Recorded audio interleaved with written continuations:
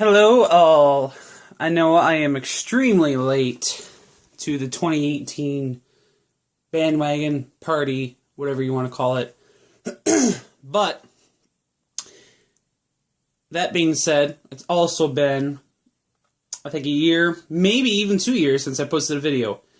And I thought I would just, instead of doing an update video, I thought I'd do something more fun and try for the 10th time to film this video, and I thought it might be fun.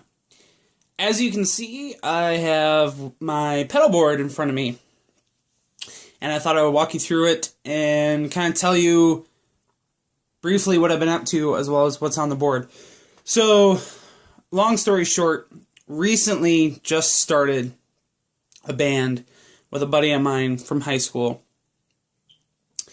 and I needed a pedal board for what we do.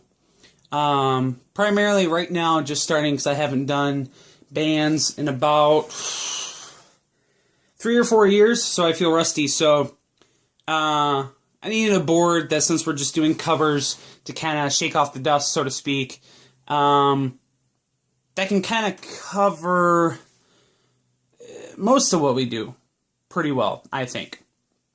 So, and I've tried pedal trains and stuff like that, gator boards, which I have, but I built this specifically for our band, because primarily I was using a smaller board for church, but I built a little bit bigger board so I can have more spacing and whatnot, and I think it turned out great. So just got a regular piece of maple, cut that down to size, put Velcro all over the top of it, 2 handles as you can see, and rubber feet on the bottom, which you can all find in hopefully whatever hardware store near you guys. For me, it was Menards. So, first pedal starting on the board is the white one up in the corner. That is just a noise gate. I don't want to say controversy, but I guess there's a lot of debate on where to put the noise gate in the chain. I use single coils as well as humbuckers, so a little bit experimenting on my own. I put it first in the chain, especially if I'm using single coils, because I find that it works best to cut out any noise with the drive pedals and the amp and whatnot, using single coils, having it first. Humbuckers, didn't really notice too much of a difference, but if you also kind of have a cheap cable, having it first, I noticed, helps a lot, actually. So, next we go into the Boss CS3 Compressor Sustainer. That is actually my favorite compressor at the moment right now, for 2 reasons. One, it is my first real compressor. By real, I mean I've had knockoffs and whatnot for 30, 40 bucks just to get me by. And I saw this used at Guitar Center. I know, sue me. I actually shop at Guitar Center, believe it or not. And yeah, it was on sale for, I think, like 50 bucks. I asked if they could do a deal with me, and they did. I got it a little bit cheaper, so that was nice. And also just the sounds. Like I said, I use a compressor, for cleans, but I also use it basically all the time. I found that with the amp that I have, it actually helps me get that sound, that saturated sound I've been looking for, basically in my head. It's hard to put it into words, but I'm sure all of you guys out there can relate. That sound that you have in your head, you don't know what it sounds like until you find it.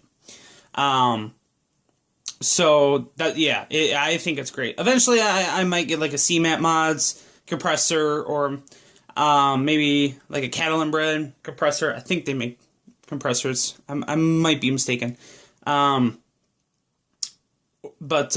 yeah, it's a good compressor.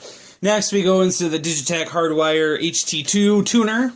I have had that almost as long as I've been playing guitar, so it is actually kind of hard to turn on and off sometimes. So instead of going through the mute output on it, I have it through. So that way, in case I can't get it to shut off, I still have volume. So, next, just a generic Crybaby. Again, I've had that about as long as I've had the tuner. Not a big wah guy, but I've started using it again recently because I've been really getting into John Petrucci, which I'm looking at either getting his signature wah or Jerry Cantrell's signature wah. But generic wah, it gets the job done for the most part. I'm not really a lead player. I'm more of percussive rhythm player, so that's more for fiddling around or if I kind of feel inspired. And then we go into a what people consider a cheap pedal, which relatively speaking it is. It's a $50 pedal, but I think it is actually fantastic for what it is. If you don't want to spend $100, $150, $200 on up for tube screamer style pedals, it's actually really good. I actually use it to boost my amp, as well as an OCD next to it. But I also use it when I'm on cleans. I actually have that on kind of as a volume boost, with just a slight bit of gain to kind of fatten it up if I'm using my Strat. And yeah, I just think it works great. I have Maxon pedals. I have, as you can see, the full tone pedal. I have actual tube screamer, but that's been sitting around. I haven't been giving it much love, so I thought I'd use it.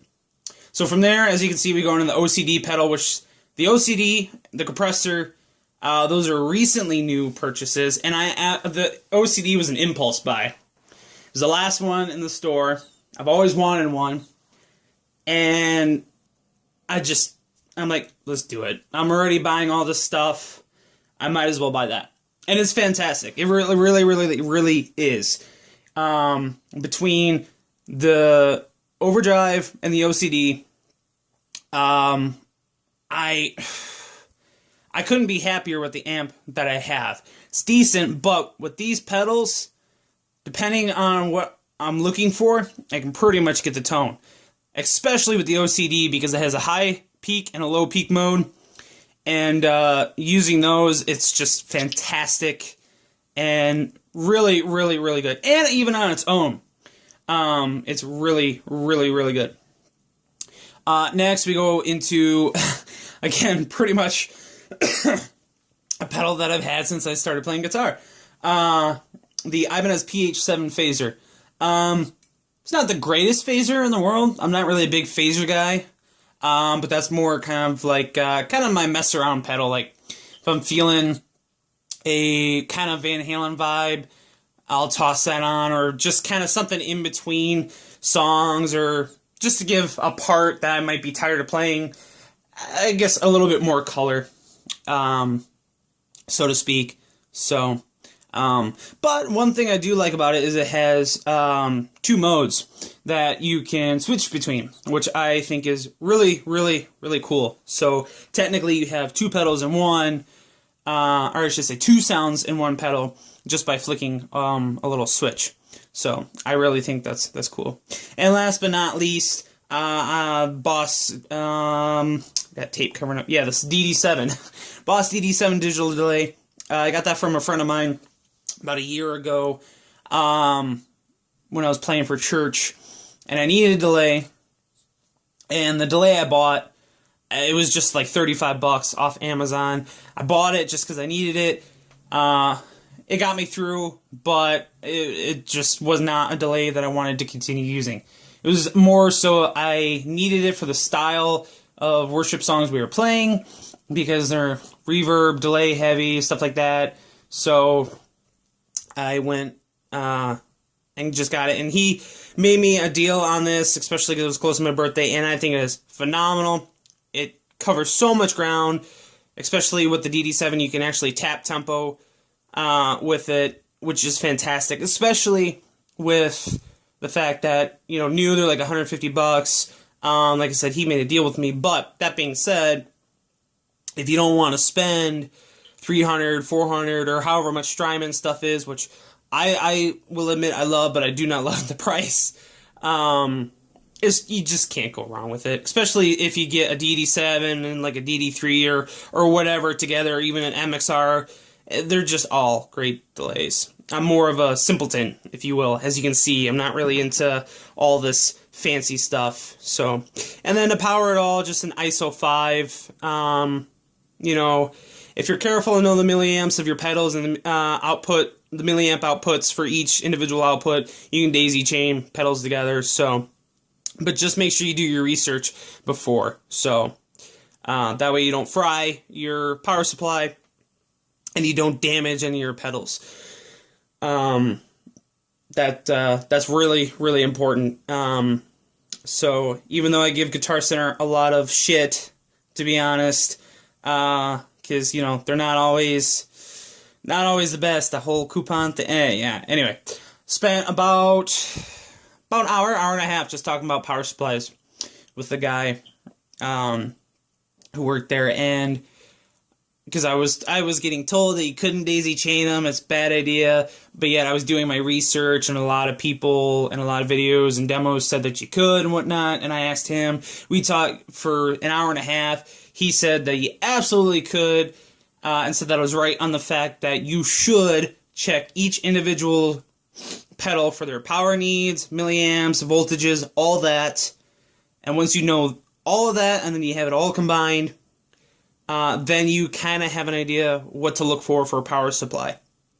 And, yeah, he said that would work. So, and it especially helps out because you have a 9 volt and a 12 volt at 400 milliamps. So that is how I am powering the delay and the OCD, because you can run it anywhere from 9 to 18 volts. So if you want to run it on 12 volts, you can. If you want to run it on 13, you can. So, but, yeah.